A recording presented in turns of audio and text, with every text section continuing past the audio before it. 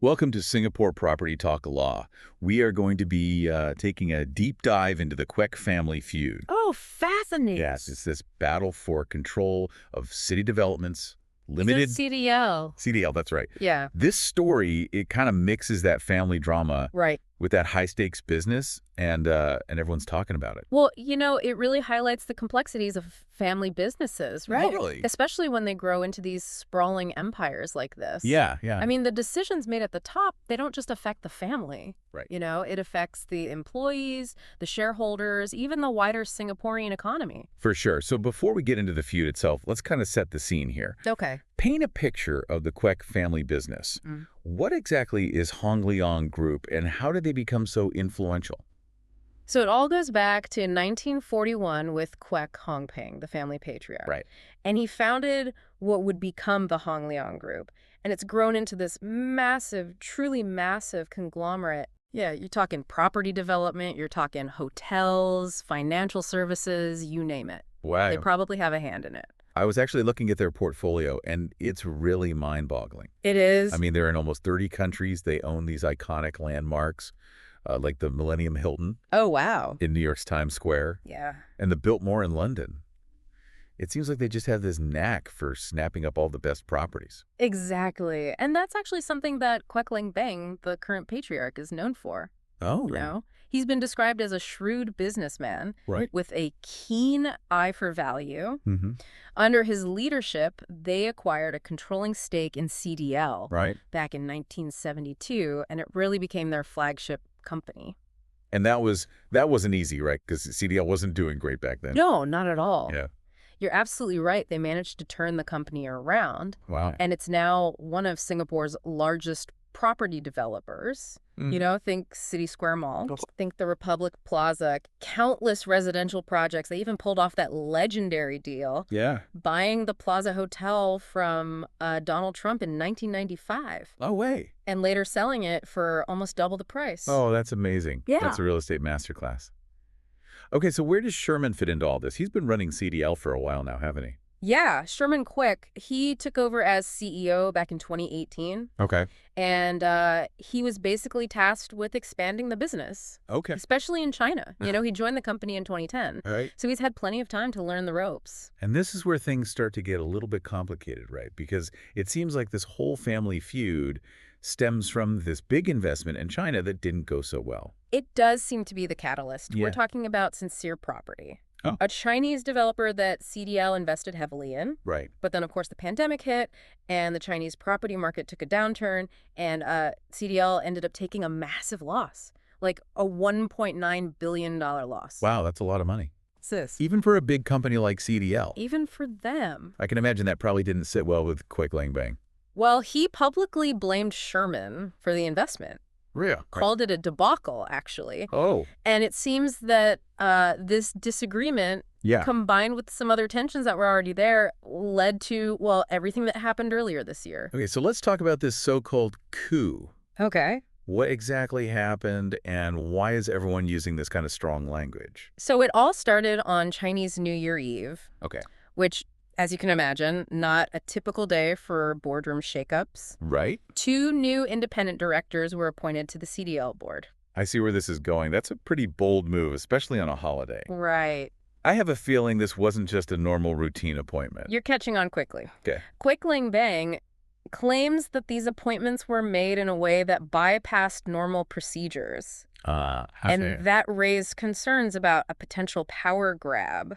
It was seen as a way for a faction on the board, potentially including Sherman, to gain more control. So wait, so it's not just about this bad investment. There's a deeper power struggle going on here. That's how it appears. Wow. The timing of it all, these alleged procedural breaches, the fact that Sherman was involved, Right. it all led Kwek Leng Beng to believe that this was a deliberate attempt to take control of CDL away from him. And how has Sherman responded to these accusations? I mean, he can't just stay quiet when his father's accusing him of a coup. He hasn't. Okay. He's denied attempting to seize control, saying that the new board appointments were made, in the best interests of the company. But he's also pointed a finger at Catherine Wu, a longtime advisor to CDL, and he claims that she's the one exerting undue influence, and that this has been a point of contention on the board for some time. So we have allegations of a coup, claims of undue influence, and a family divided by both business and personal conflicts. This is starting to sound like an episode of Succession, but set in Singapore. It's a pretty apt comparison. Yeah. And, it's important to remember that this isn't just some family drama. Right. This is playing out in the public eye with real consequences for CDL, its shareholders, and its reputation. Okay, so before we get into those consequences, let's take a closer look at the main players in this whole drama. Okay. The Kwek family tree, it's pretty complicated. It is. You've got Kwek Leng Beng and his two sons, Sherman and Kingston. Right. But then you've also got his nephew, Kwek Eik Sheng, who's very prominent in CDL. Okay. And then there are cousins, in-laws, all these various family members who hold positions within the Hong Leong Group. Wow. It's a very complex web of relationships. Okay. And I think that just adds another layer of intrigue to this whole situation. So it's not just this father and son. There are other family members who could be involved in this power struggle. Absolutely. And understanding those family dynamics, those allegiances and rivalries, it's crucial to understanding how this is all going to play out. Yeah, it's interesting how these family ties can make things complicated, especially in business. Absolutely. Yeah. In this case, you have Kwek Leng Beng. Right. He's Kwek Leng Beng's cousin. Okay. And he resigned from the CDL board a while back in 2020.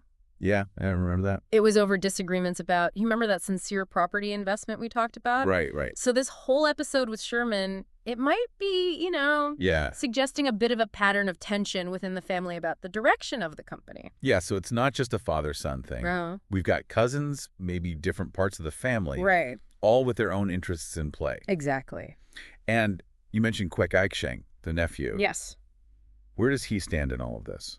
Kwek Eik Sheng is an interesting figure in all this. Yeah. He's the son of Kwek Leng Zhou, who, along with his brother Kwek Leng Beng, really built CDL into what it is today. Right.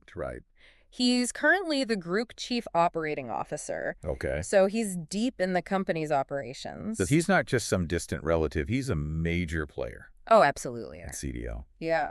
I imagine his opinion carries a lot of weight. A lot of weight. Yeah. And there's been this speculation that if Sherman is removed as CEO, Kwek Eik Sheng could be the one to step in, at least temporarily. Oh, yeah? It would be a way to keep things stable, keep that continuity, draw on his experience and the family legacy. That would be a huge twist. It would. Really makes you wonder what kind of conversations are happening behind the scenes, Doesn't it? Yeah. It does. Yeah. And while we can't know for sure, this situation really shows the challenges that family businesses face, right? Yeah. Balancing personal relationships with professional responsibilities. Right. Navigating different visions for the future of the company.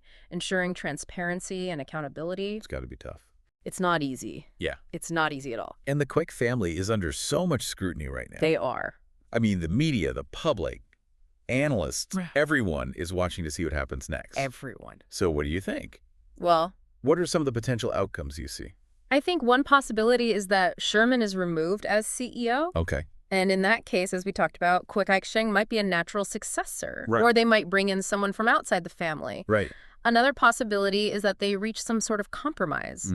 Maybe Sherman stays CEO, but with less power. Okay. Or maybe they restructure the board to create more balance. So many different scenarios. So many. Yeah, it feels like a high-stakes chess game. It is. Where each move could change everything. Absolutely. And it's important to remember that the outcome of this whole feud is going to have big implications for CDL. Of course.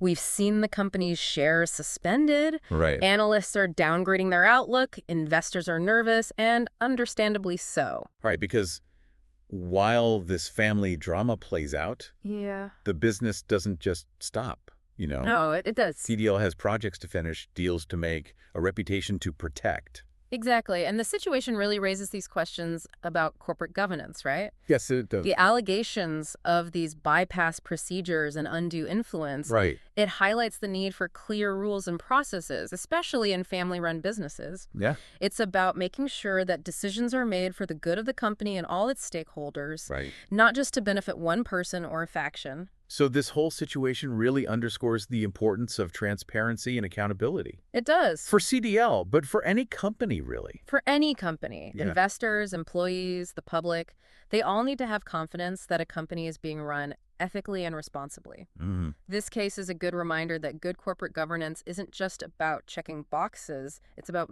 building trust and ensuring long-term sustainability. And I think beyond all the business stuff, there's the human element, too. Absolutely. This is a family that's in conflict with relationships that might be damaged beyond repair. It's a crucial point. Yeah. We're not just talking about these abstract entities. These are people with emotions, with histories, with complexities. Right. The personal cost of this feud, you can't ignore it. For sure. It's a reminder that even in the world of high finance and these billion-dollar deals, family matters. It's a story that resonates on so many levels. It does. It's about corporate power, family dynamics, and the challenges of managing both. Mm-hmm. And it's still unfolding. Oh, it is. Yeah, it is. We don't know what's going to happen. We don't know the end of it yet.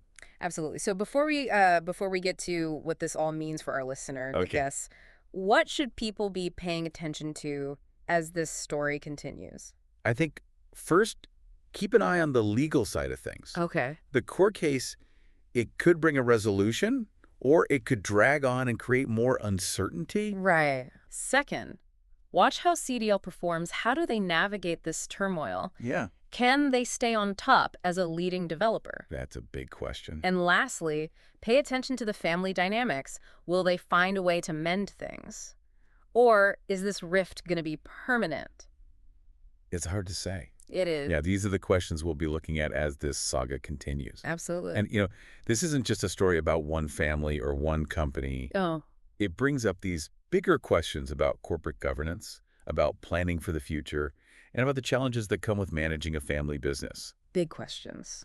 Yeah, these are issues that a lot of our listeners might face in their own lives. Right. Whether they're running a business or just dealing with their own family dynamics. It's true. Yeah, so this is a story that has lessons for all of us. It does. It reminds us that transparency, communication, having clear processes, these are essential for any organization. Yes. Especially when family's involved. Especially then. And it reminds us that even when you're chasing business success, those human relationships, they matter. They really do. And it's interesting to think about, this whole saga, how it kind of reflects some of the bigger trends we're seeing in the Singaporean real estate market in general. Right. I mean, there's more competition.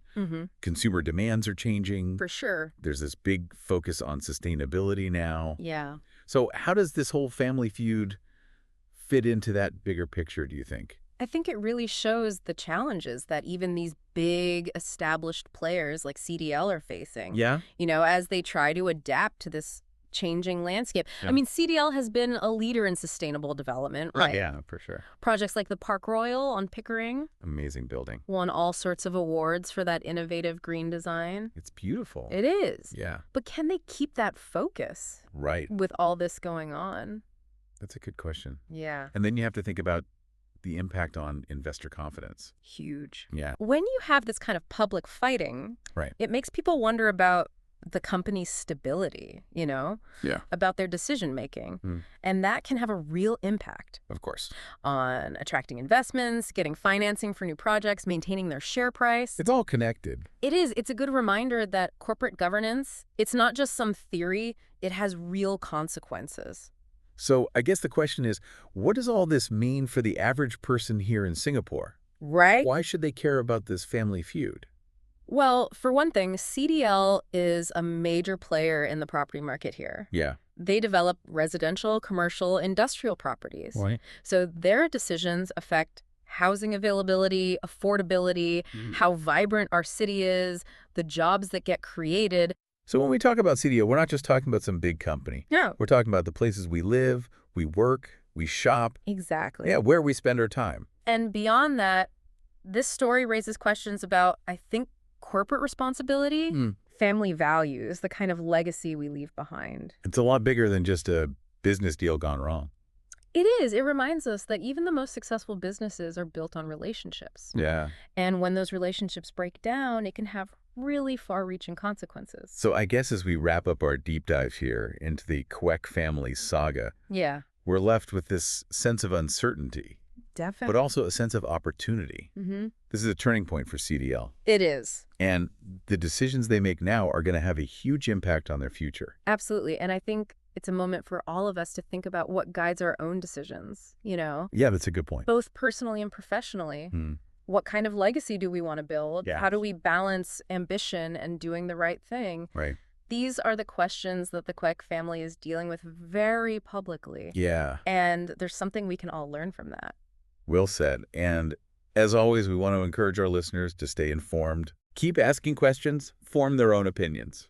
Absolutely. This story isn't over.